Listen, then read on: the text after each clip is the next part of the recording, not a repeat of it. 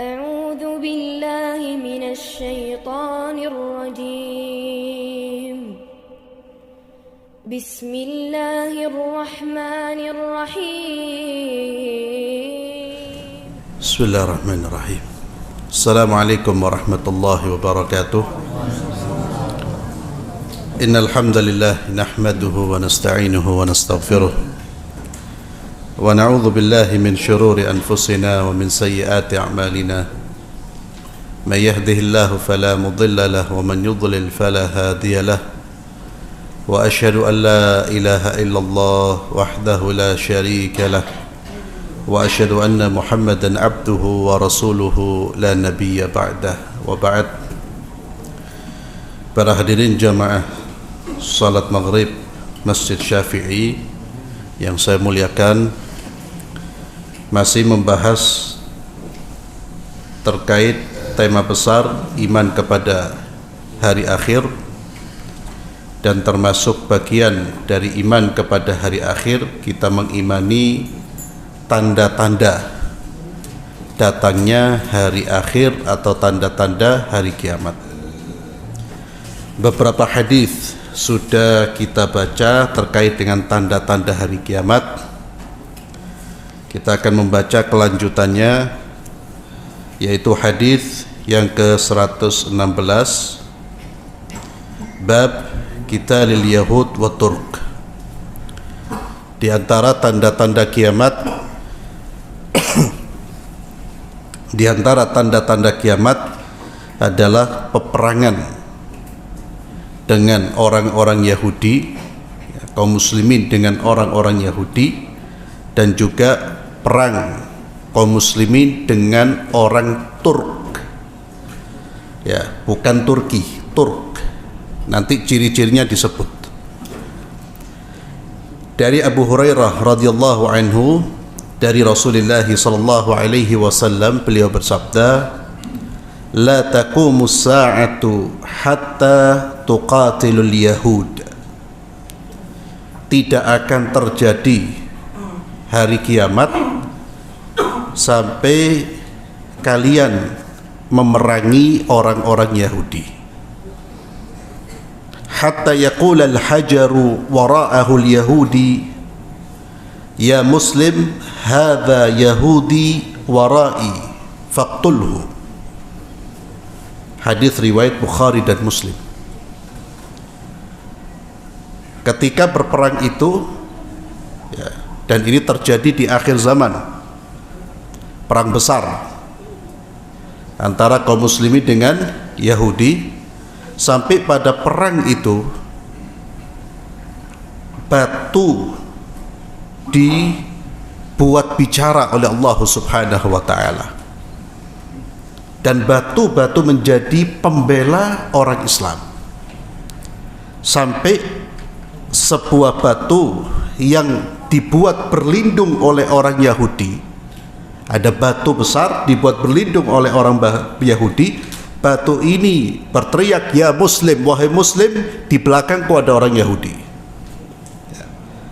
Dan ini peristiwa yang pasti terjadi. Dan ketika membaca hadis seperti ini tidak perlu ditakwil. Ya, mosok batu iso bicara. Itu komentar orang yang tidak memahami kekuasaan dan kebesaran serta Allah Maha Kuasa. Atau ditakwil dengan yang lain, oh batu di sini maksudnya teknologi. Ya. Jadi hal-hal seperti itu tidak perlu nanti khawatir kita kalau tidak mengimani hal-hal seperti ini, nanti jatuhnya seperti pengikutnya Abu Jahal. Ya. Jadi waktu Nabi Isra wal Mi'raj itu kan mereka tidak mengimani, meyakini, mereka menolak, nggak mungkin. Ya. Tidak mungkin berangkat malam menuju Baitul Maqdis, naik ke langit, kemudian paginya sudah ada, nggak mungkin. Kata Abu Bakar, kalau seandainya yang disampaikan oleh Nabi Muhammad SAW lebih mustahil dari ini, saya yakini, saya imani. Jadi berbicara tentang bab ini pendekatannya bukan logika, tapi iman. Karena saya ingatkan, di era sekarang ini semakin banyak orang-orang yang menggunakan akal, logika, atau menggunakan pendekatan filsafat yang lebih mengedepankan akal dalam memahami teks-teks, dalam memahami Al-Quran dan Sunnah, sehingga hal-hal yang dianggap irasional, tidak rasional itu entah ditolak atau diterima tapi diberi makna yang lain. Itu satu kesalahan dalam memahami Quran dan hadis. Karena ini jelas Nabi mengatakan batu, dan batu itu berbicara. Dan ini menunjukkan bahwa ada sesuatu yang istimewa pada saat itu, dan juga menunjukkan bagaimana Allah menurunkan pertolongannya terhadap hamba-hamba Allah yang beriman. Kalau Allah sudah menurunkan pertolongannya, maka Allah gerakkan semua makhluknya untuk menjadi tentara-tentara Allah subhanahu wa ta'ala, semua makhluknya. Ini terjadi nanti di akhir zaman.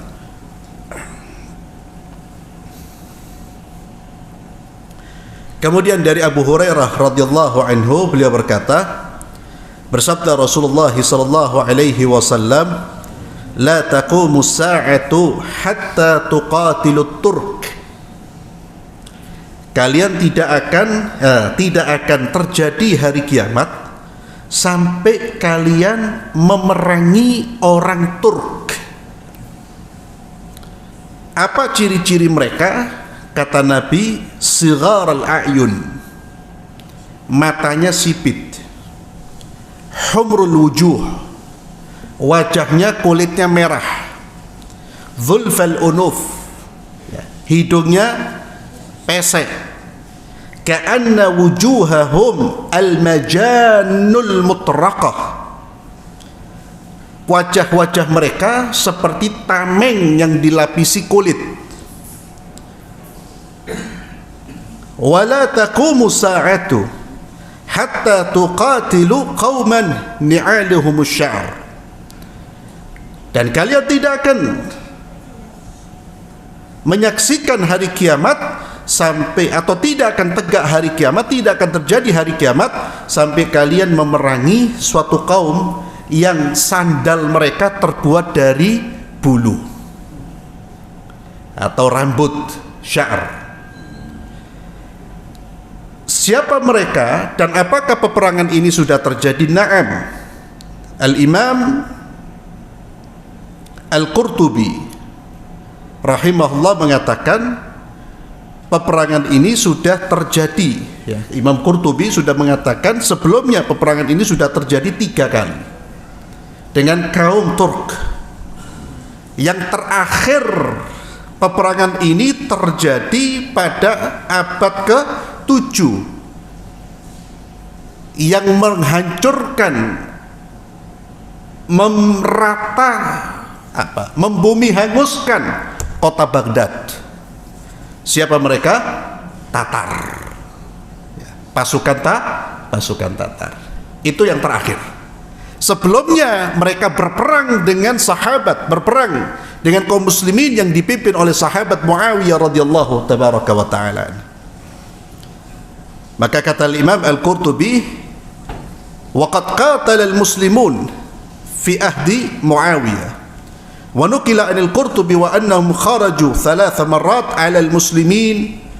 Mereka 3 kali menyerang kaum muslimin, wa kana khurujuhumul akhir, dan terakhir mereka keluar menyerang kaum muslimin tatkala mereka menghancurkan kota Baghdad. Itu umat Islam dibantai dengan orang-orang yang matanya sipit, hidungnya pesek, warna kulitnya merah, dan betul menggunakan sandal dari bulu. Sederhana Pak, tapi punya kekuatan yang dahsyat. Dan ini salah satu mukjizat dari Nabi kita Muhammad sallallahu alaihi wasallam. Ketika Nabi berbicara belum terlihat orang-orang ini. Dan itu terjadi, kata Imam Al-Qurtubi, 3 kali bangsa Turk ini menyerang. Walaupun bangsa Tatar yang menghancurkan Baghdad, banyak di antara mereka yang kemudian masuk Islam.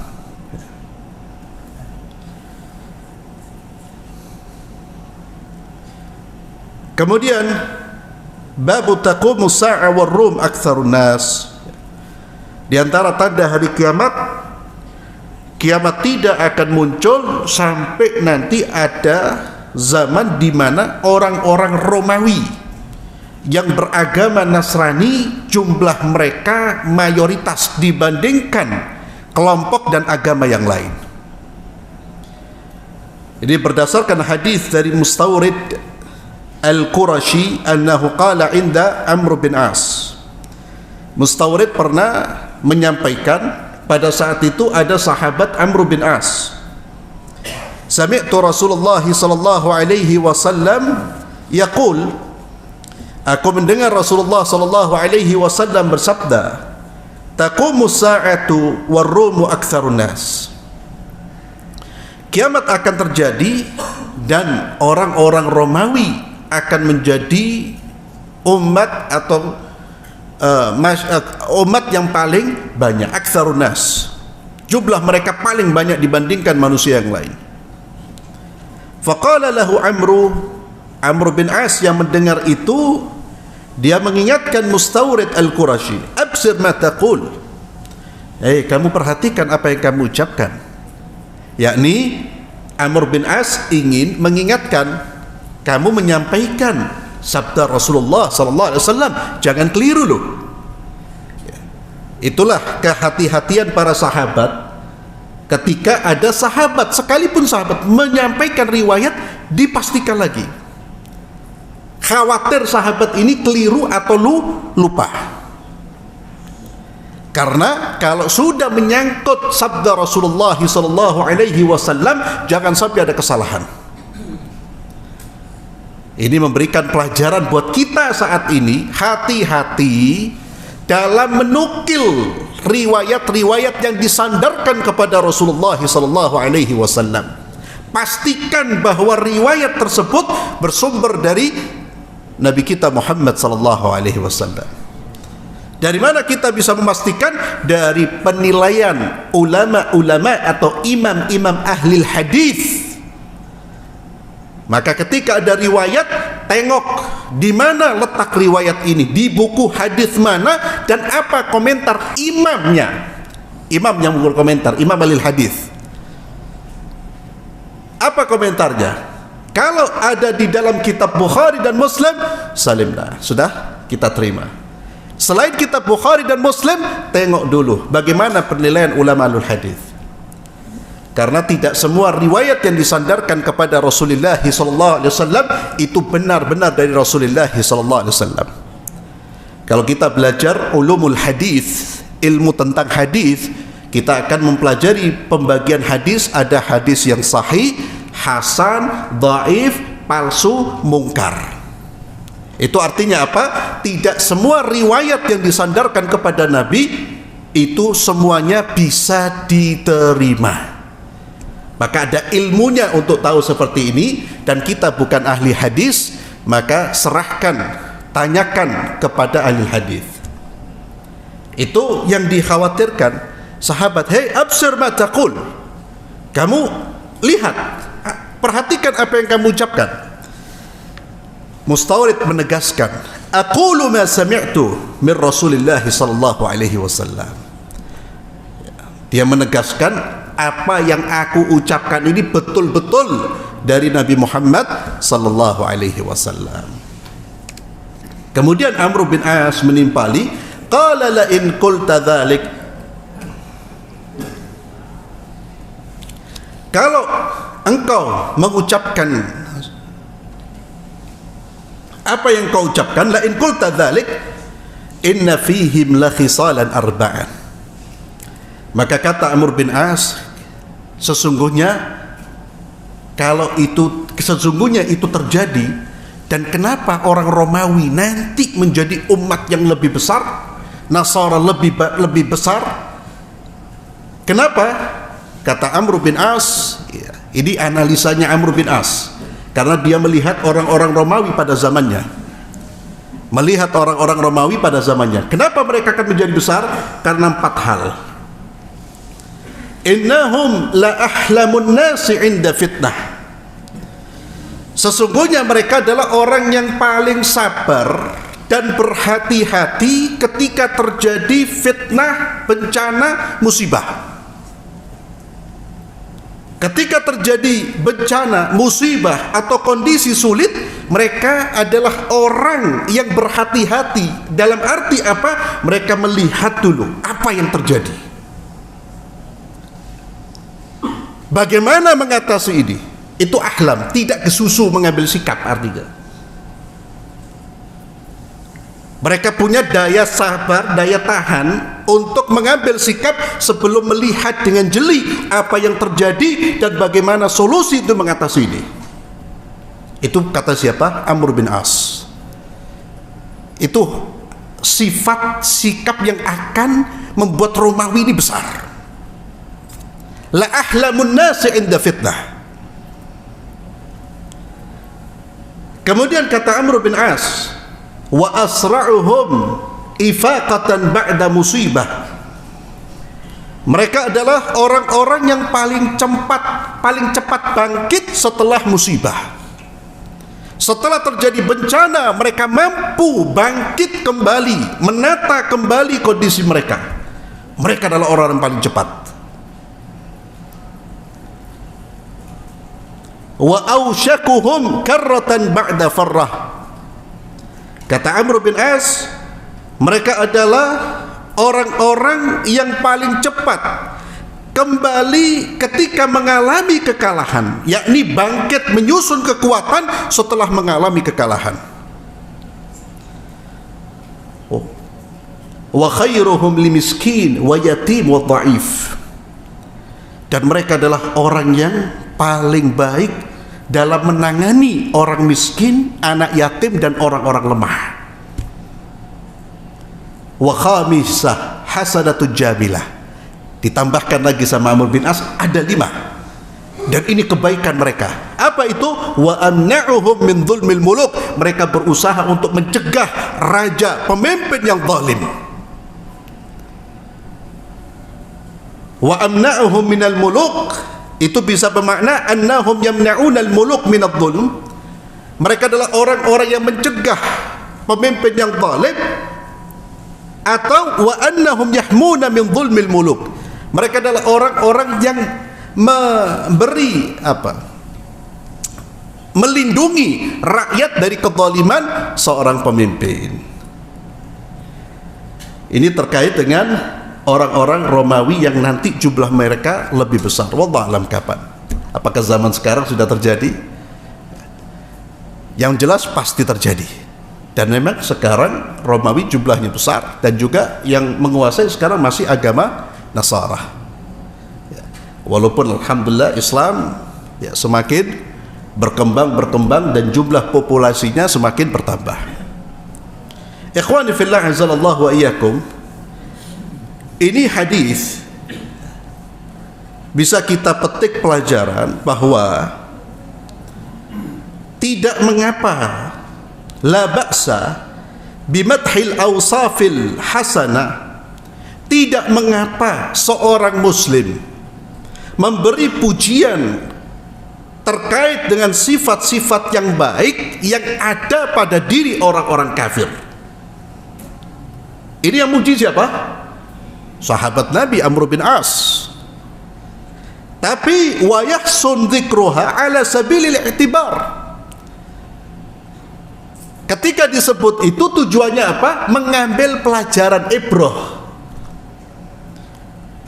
Wa li haddil muslimina 'ala al-akhdhi biha, dan mendorong kaum muslimin untuk mengambil apa yang baik dari mereka. Mengambil pelajaran itu diingatkan, kalian ini kita umat Islam, umat yang terbaik. Agama kita agama yang hak. Tuntunan kita tuntunan yang terbaik. Mosok kalah dengan mereka-mereka. Itu mengambil pelajaran sehingga kita mengoreksi diri kita.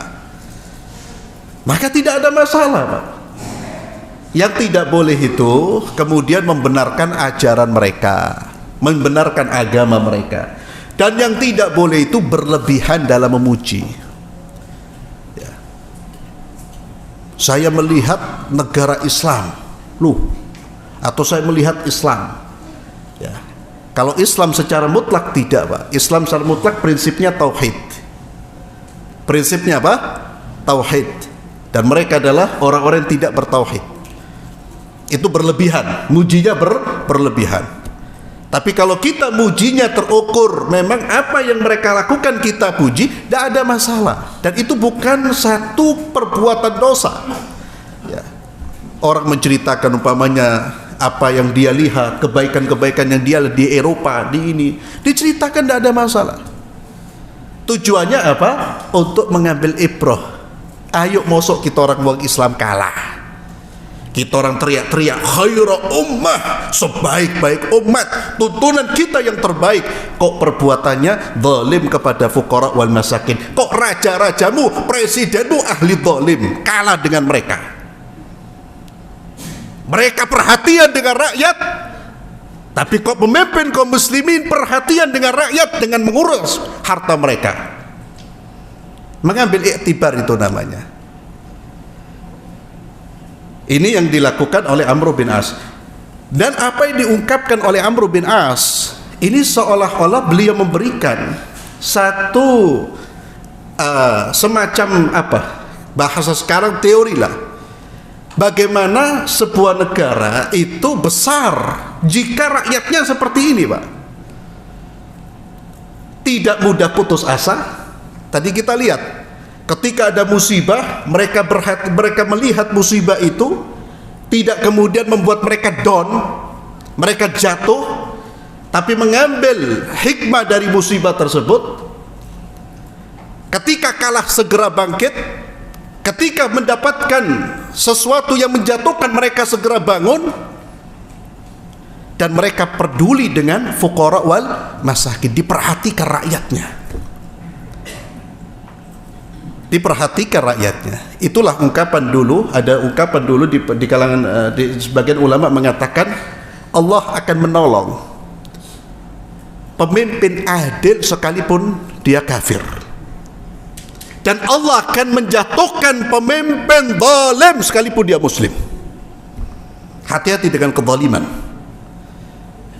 Kita diangkat oleh Allah bukan hanya sekedar KTP kita Islam, bendera kita Islam, tapi perbuatan kita, perilaku kita, itu yang mengangkat derajat kita di sisi Allah Subhanahu wa ta'ala. Inna akramakum indallahi atqakum.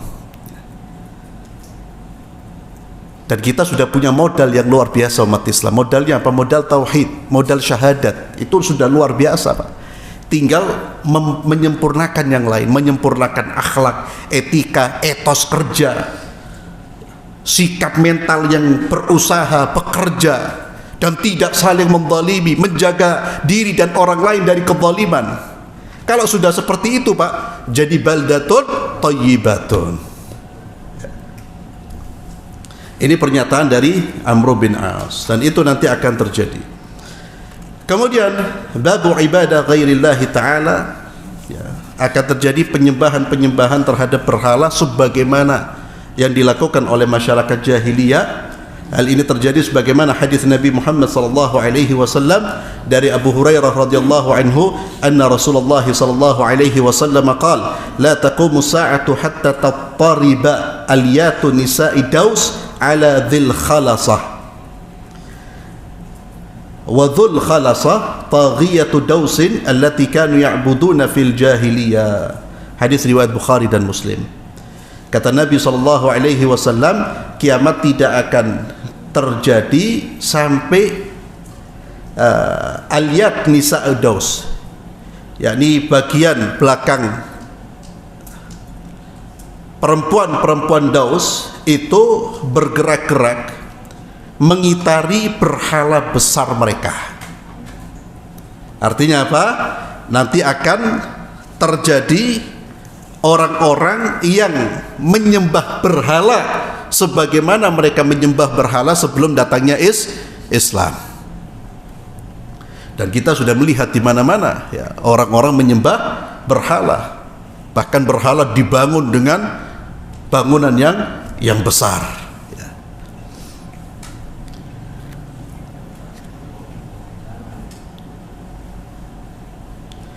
Kemudian ya, dan Daus itu kabilah di Yaman. Ya, kabilah di Yaman yang pada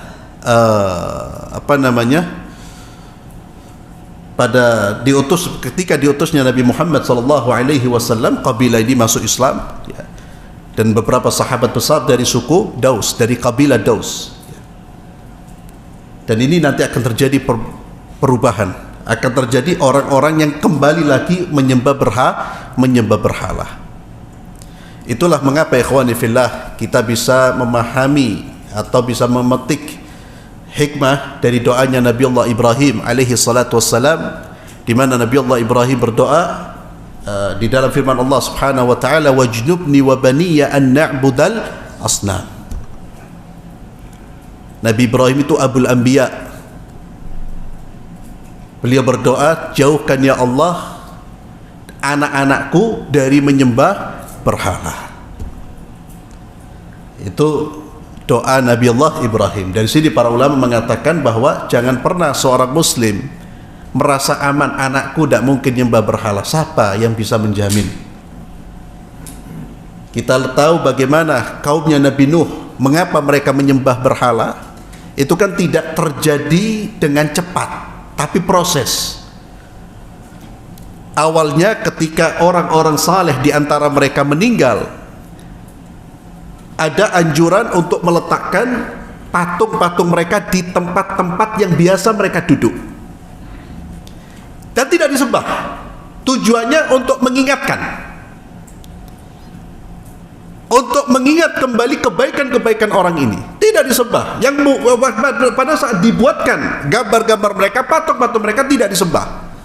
Namun ketika orang-orang tua mereka meninggal dunia, yang membuat ini meninggal dunia diganti dengan generasi yang jauh dari tuntunan, jauh dari ilmu. Syaitan membisikkan mereka, orang tuamu buat ini buat disembah. Akhirnya mereka menyembah. Yang kemudian Allah mengutus Nabi Nuh alaihi salatu wassalam. Itu artinya apa? Ketika zaman sudah kosong dari ulama, ketika ilmu jauh dari masyarakat, tidak menutup kemungkinan hal yang terburuk akan terjadi.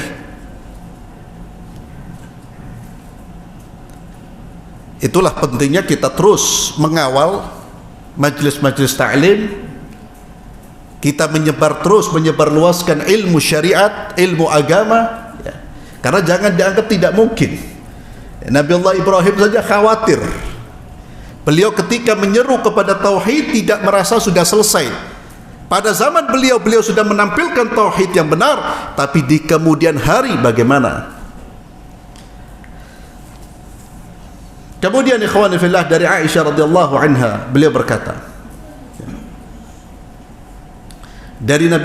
aku mendengar dari Nabi Muhammad sallallahu alaihi wasallam, beliau bersabda, la yadhhabul lail wan nahar hatta tu'badal lat wal uzza. Tidak akan pergi malam dan siang, yakni tidak akan berlalu malam dan siang kecuali Lat dan Uzza disembah lagi. Faqultu ya Rasulullah, lalu kata Aisyah radhiyallahu anha, ya Rasulullah, in kuntu la adhunnu hina anzalallah walladhi arsala rasulahu bil huda wa dinil haqq liyudhhirahu ala ad-din kullih walau karihal musyrikun. Ketika Allah menurunkan ayat ini, huwallazi arsala rasulahu, dialah Allah yang mengutus rasulnya, bil huda, dengan membawa petunjuk, wa dinil haq, dengan agama yang hak, liyudhhirahu ala dini kulli, untuk memenangkan di atas agama, untuk menampilkan, mengunggulkan di atas semua agama. Islam akan tegak pasti, Islam akan jaya pasti, karena Allah Azza wa Jalla sudah menetapkan hal itu. walau karihal musyrikun, walaupun dibenci oleh orang-orang musyrik. Walaupun orang musyrik terus memerangi Islam, ingin menjatuhkan Islam, ingin membumi hanguskan Islam, Allah menetapkan sunnatullah walladzi arsala rasulahu bil huda wa dinil haqq liyudhhirahu 'ala ad-dini kullih. Kata Aisyah, ya Rasulullah, ketika ayat ini turun, saya kira anna dzalika taman, sudah selesai, sudah tidak ada lagi penyembahan berhala. Nah, kata Nabi SAW, innahu sayakunu min dzalika ma sya Allah. Ya Aisyah, nanti akan terjadi, ya, Masya Allah, sesuai dengan apa yang dikehendaki oleh Allah Subhanahu wa ta'ala. Akan terjadi nanti di akhir zaman ini, Pak. Di akhir zaman orang kembali menyembah apa? Lata wal Uzza. Kemudian kata Nabi SAW, thumma yab'athullah rihan tayyibatan. Kemudian ya Aisyah, di akhir zaman Allah akan mengirim rihan tayyibah, angin yang harum, fatawaffa kulla man fi qalbihi mithqalu habbati khardalin min iman. Siapapun yang terkena angin ini, yang tersentuh angin ini, siapapun dia, selama di dalam hatinya ada iman sekecil apapun, walaupun sebesar biji zarrah, sekecil apapun ada iman, dia akan diwafatkan oleh Allah Subhanahu wa ta'ala.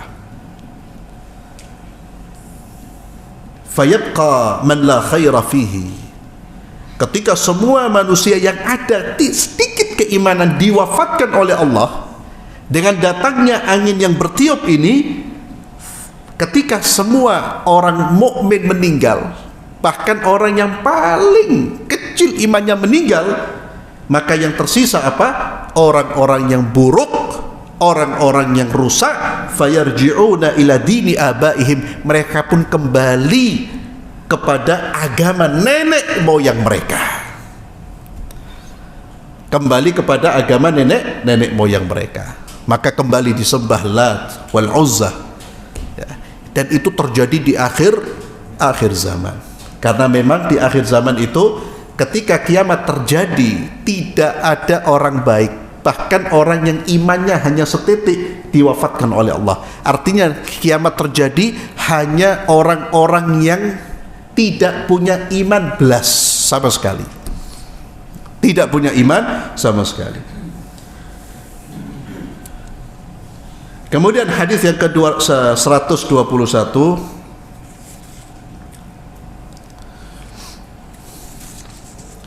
dari Abu Hurairah radhiyallahu tabaraka wa ta'ala anhu, beliau berkata, bersabda Rasulullah sallallahu alaihi wasallam, Nabi sallallahu alaihi wasallam bersabda, inna Allah yab'athu rihan minal yaman alyan minal harir. Sesungguhnya Allah akan mengutus angin dari Yaman, alyan minal harir, yang lebih lembut dari sutra. Fala tada'u ahadan fi qalbihi, qala Abu Alqamah, mithqala habbatin, wa qala Abdul Aziz mithqala dharrah min iman illa qabadathu. Maka tidak angin ini tidak meninggalkan seorang pun yang di dalam hatinya ada setetek keimanan, kecuali angin ini menjemput, mengambil nyawanya, tentu melalui malaikat maut. Artinya diwafatkan oleh Allah Subhanahu wa ta'ala. Hadis diriwayatkan oleh Imam Muslim, yang tadi juga diriwayatkan oleh Imam Muslim. Kemudian di antara tanda hari kiamat, ya, hadis yang ke-122 dari Abu Hurairah radhiyallahu anhu, beliau berkata, bersabda Rasulullah sallallahu alaihi wasallam, yushikul furatu an yahsira an kanzin min dhahab faman hadarahu fala ya'khudh minhu syai'a. Kata Nabi sallallahu alaihi wasallam, akan datang masanya sungai Al-Furat. Sungai Furat itu sungai Efrat yang ada di Irak. Akan datang nanti masanya sungai Efrat ini akan mengering, lalu tersingkap dari sungai tersebut simpanan berupa emas. Simpanan berupa emas. Faman hadarahu, kata Nabi, siapa yang menyaksikan, fala ya'khud minhu syai'a, jangan dia ambil sedikit pun dari emas itu.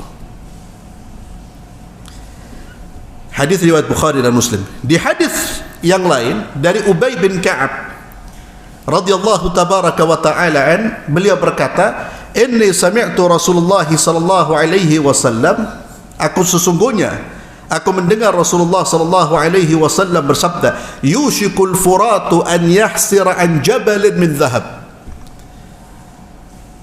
segera saja sungai Efrat itu akan mengering dan akan menampakkan jabal, gunung dari emas. Fa idza sami'a bihin nas saru ilaih, ketika itu sudah tersingkap manusia pada mendengar, semua manusia berupaya berebut untuk mengambil emas tersebut. Fayaqulu man indahu la in tarakna an-nas ya'khuduna minhu la yadhhabanna bihi kulli. Orang akan mengatakan kepada orang yang berada di sisinya, ini kalau kita tidak cepat-cepat ngambil, amblas, selesai, diambil semuanya oleh pihak lain. Maka mereka pun bersegera, akhirnya ketemu royoan, fayaqtatiluna alaih. Akan terjadi perang bunuh-membunuh untuk memperebutkan emas yang ada di sungai Efrat tersebut. Fayuqtal min kulli mi'atis anwatis'un. Korbannya begitu besar, sampai 100 orang yang berperang, yang terbunuh 99, yang tersisa hanya 1. Hadis ini diriwayatkan oleh Imam Muslim. Ikhwani fillah azzalallahu wa iyyakum. Kembali, ini hadis Nabi yang sebaiknya kita imani dan kita fahami sebagaimana yang tertulis. Sebagian orang berani menafsirkan hadis ini dengan menyatakan yang dimaksud adalah minyak buminya Irak, lalu dikaitkan dengan invasinya Amerika dan negara-negara ke Irak. Ini menurut ulama penafsiran yang terlalu berani, karena teksnya jelas, gunung emas. Ini yang pertama. Yang kedua, Nabi mengatakan kalau itu ada, bukan kalau itu ada berarti artinya pasti itu terjadi. Kalau kalian melihat, apa kata Nabi? Tidak boleh diambil. Adapun minyak, apakah ada larangan untuk mengambilnya? Tidak ada. Justru harus dimanfaatkan. Ini menunjukkan bahwa penafsiran itu, kalau antum mungkin pernah baca, ya. Karena ada sebagian orang yang mohon maaf terlalu cepat menafsirkan peristiwa lalu dikaitkan dengan hadis-hadis akhir zaman. Kalau kurang cocok dipaksakan biar cocok. Ya, menggunakan pendekatan ilmu cocoklogi, ya. Tahu cocoklogi, dicocok-cocok loh. Pokoknya peristiwa iki, itu sebaiknya tidak dilakukan, bahkan itu perbuatan yang terkesan berani, Pak. Ini hadis, ini bukan perkataan sahib kita. Kalau perkataan sahib kita orang mau nafsirkan seenaknya, tafadhal, ya. Ini perkataan Sayyidina Muhammad sallallahu alaihi wasallam, wahyu, ya. Jadi hati-hati, apalagi kemudian penafsirannya itu jauh dari teksnya. Gunung emas jadi minyak bumi. Dan di sini Nabi menegaskan di satu tempat, sungai Efrat di Irak. Walaupun Irak sejak dahulu itu memang tempatnya fitnah. Maka apa yang kita baca dari hadis ini, ya kita imani, kita yakini seperti yang tertuang. Selama maknanya jelas, ya. Gunung emas, sungai Efrat akan mengering, akan terlihat gunung emas, akan muncul simpanan emas. Ini pasti akan terjadi dan Nabi sudah mengingatkan. Kalau itu muncul, apa pesan Nabi? Jangan melok-melok, ya. Ingat, ini dihafal ini. Mungkin beberapa tahun kemudian muncul, ya, gara-gara emas berangkat gitu orang. Akhirat itu belum sampai sudah dikitil, ya. Karena Nabi mengatakan akan terjadi pertumpahan darah yang besar gara-gara ini. Sehingga sampai dibayangkan 100 orang terbunuh 99 sing oleh mek wong siji yang selamat. Dan ini terjadi, pasti terjadi. Hadis riwayat Bukhari dan Muslim. Kemudian akhwan fillah, kita baca satu hadis lagi terkait tanda hari kiamat. Ini beliau dalam kitab ini banyak sekali dicantumkan. Kathratul mal wa ikhdiraru ardil Arab. Ya, di antara tanda hari kiamat adalah nanti harta itu berlimpah dan bumi Arab menghijau. Bumi Arab akan menjadi hijau. Yang dulunya tandus, hanya terlihat pada pasir, itu akan terlihat justru menjadi bumi yang hijau, banyak aliran-aliran sungai. Dari Abu Hurairah radhiyallahu tabaraka wa ta'ala anhu, beliau berkata, bersabda Rasulullah sallallahu alaihi wasallam, la taqumu as-sa'atu hatta yakthura fikumul mal fayafid. Kata Nabi, kiamat tidak akan terjadi sampai harta di tengah-tengah kalian itu sangat banyak, berlimpah ruah. Fayafid, begitu banyaknya harta, hatta yuhimma rabbal mal man yaqbal sadaqatahu. Orang yang punya harta kebingungan mau mengalokasikan hartanya. Jadi dia capek cari orang yang mau menerima.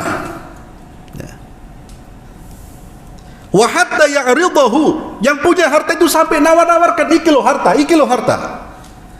Fayaqul alladhi ya'riduhu alaihi la arada li. Yang ditawari harta mengatakan, saya tidak punya hajat dengan harta ini. Itu akan ada zamannya. Sebagian ulama mengatakan kila zamanul mahdi wa nuzul Isa. Ini akan terjadi pada zaman turunnya Imam Mahdi dan turunnya Nabi Allah Isa alaihi salatu wassalam. Sebagaimana nanti akan kita baca hadisnya, itu nanti ketika Imam Mahdi turun, zaman penuh dengan keadilan, harta berlimpah. Maka sebagian ulama mengaitkan hadis ini dengan hadis yang tadi. Harta begitu berlimpah, dak ono wong najeh, dak ada orang fuqara wal masakin, dak ada orang bilang kepalaku bek, ya Allah subaritlah. Maaf ya, kita ketemu sahib buyu kabeh, fulus akeh. Ya. Sampai ketika harta diberikan, dia mengatakan la arabali. Tidak, aku tidak punya hajat. Insyaallah berhadis berikutnya kita lanjutkan pada pertemuan berikutnya. Kita tutup dengan doa kafaratul majlis. Subhanakallahumma bihamdik asyhadu an la ilaha illa anta astaghfiruka wa atubu ilaik. Assalamualaikum warahmatullahi wabarakatuh.